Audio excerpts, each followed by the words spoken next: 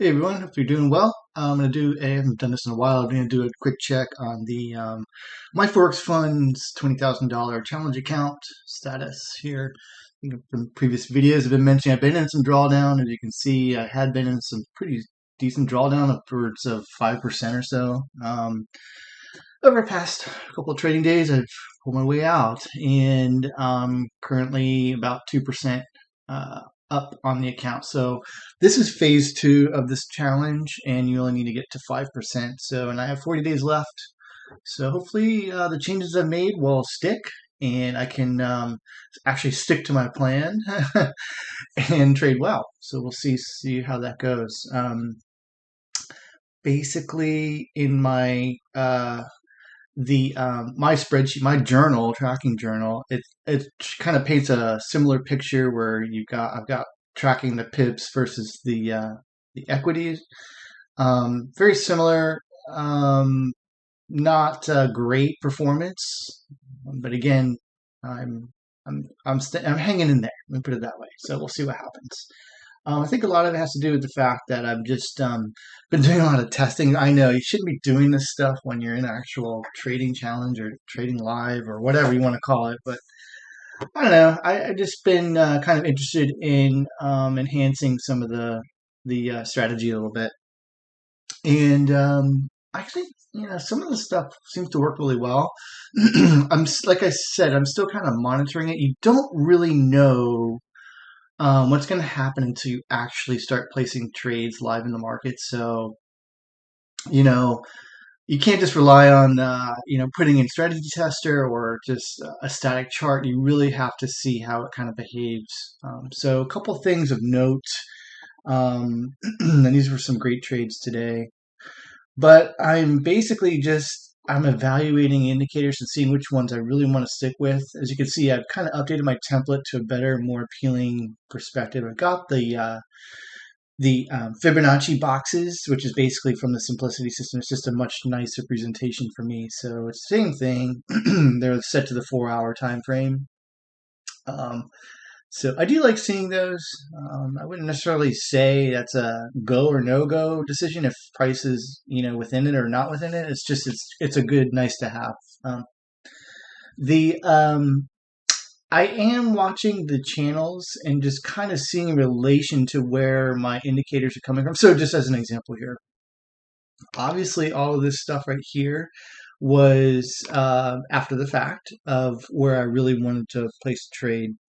So I'll kind of go through the actual trade that went down for this. So basically, let me get my, okay, it's not going to work. All right. So essentially what I have here, the first thing of note is that it's coming off of the upper channel. So it made a touch up there. Now the question is, did it really do that? Like, was the channel there at the time? It may not have been. So kind of take that with a grain of salt.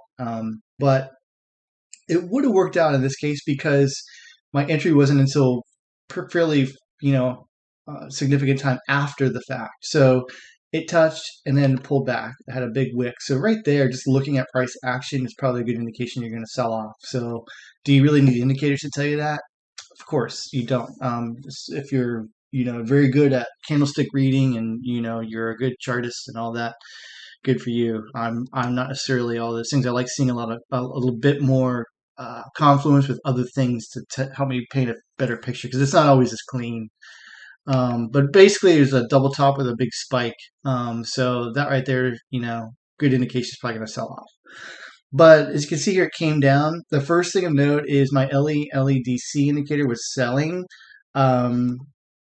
This centered TMA is selling, and usually it is repainting, but it's not this far after the fact. So it had been red for a while. So that's kind of what I'm using to gauge it. So that was bearish. That's bearish. The other thing is this MACD scalper.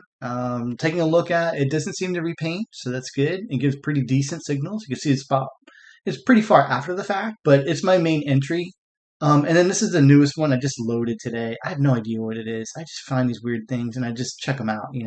Supposedly it's not repainting. We'll see. I don't really care at this point if it's repainting or not. If it's basically, if I'm seeing this where I've got, not just looking at the candlestick pattern or looking at coming off the upper channel, just looking at this signal, this signal, this signal, this signal, and this signal, they're all telling me to sell. Probably a good idea to sell.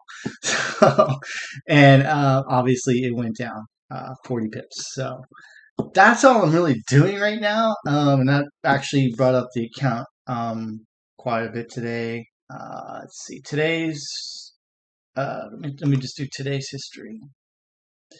Let's see, today, there we go. So today was $874. And that's just like a plethora of trades, just like, again, not ideal. I don't want to be doing this. I don't want to be entering 8,000 trades in a day. But I'm kind of sort of quasi testing, forward testing within the MyForexFunds account challenge. Again, not the best idea in the world, but there you go. I'm not the smartest guy in the room. Anyway, I had a bunch of losing trades early on. Oh, not too bad. I had a few losing trades, but a majority of the trades. It was yesterday I had a bunch of losing trades. Today, using all these indicators in this fashion, it really did well. So there we go. Again, I'm moving forward in the account. My journal is updated. Ugly, but it's updated. Basically a 50% win ratio from all that drawdown I was in, just kind of messing around, not really doing anything spectacular. But I am currently positive 2% or so, 2.14% on the account. So we'll see what happens. I think I'm going to do a follow-up video. Somebody had asked me about developing indicators. I did do a video where I mentioned that I am by trade, I'm a programmer myself, but I never really dabbled in the MQL language and indicator development. So I'm going to do another video, kind of my process. The way I learn basically is by doing. So I'm going to I'll do another video if that's instructional or if that's valuable to you. There you go. I'm going to post a video on what to do and how to build your own indicators and how I go about it. I'm not saying that I'm saying I'm a beginner at it, but I'm not new to programming. I've been programming for many, many years. So anyway, hopefully you're doing well. We'll check up with you later. Take care, everyone.